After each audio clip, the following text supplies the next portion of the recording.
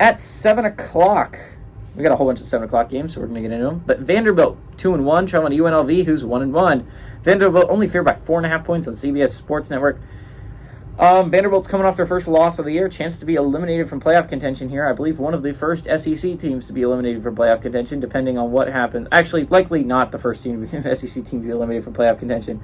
There's a chance that LSU's upset and eliminated earlier. Tennessee's playing, Florida's playing at the same time. There's a chance they're eliminated there, and the chances that South Carolina lose to Georgia are high. So Vanderbilt likely is not the first team eliminated from playoff contention if you're an SEC fan, but you could be eliminated this week. AJ Swan, he's gone 60 and 98 through his first 3 games. Third for 766 yards, 8 touchdowns, 3 interceptions. Actually, he's played pretty well for the Commodores.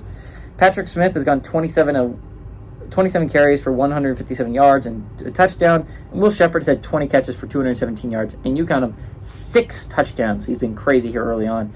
Doug Brumfield is at 21-37. Third for 186 yards, 0 touchdowns to 1 interception. Not great stats, but to be fair to UNLV, they were playing freaking Michigan last week. They were not going to win that football game. Vincent Davis Jr. has had 9 carries for 96 yards and a touchdown, and Jacob DeJesus has had 9 catches for 96 yards. No touchdown, though. UNLV's 1-0 all-time, weirdly enough, against Vanderbilt. In 2019, they won 34-10. I don't think Vanderbilt's that bad this year. Honestly, A.J. Swan has looked like a very competent quarterback for the Commodores. And I don't think UNLV is awful either. But the thing is, we've only seen them in 2 games. And it's not like Brumfield lit it up and won the first game that he played in. He didn't play well in the first one either. They just ended up with a win. He also did not play well in the Michigan game, as was evidenced by the score. But UNLV was not expected to play well in the Michigan game. They were not expected to win the Michigan game.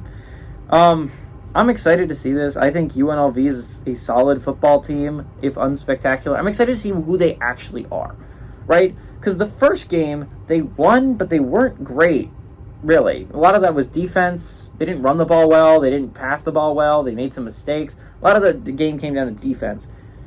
The second game, Michigan just destroyed them, but it's Michigan. You expect Michigan to destroy them. So, I don't know what to say about UNLV.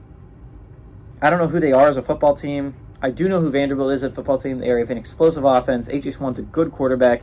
Give me Vanderbilt on the road to win and cover the 4.5 point spread.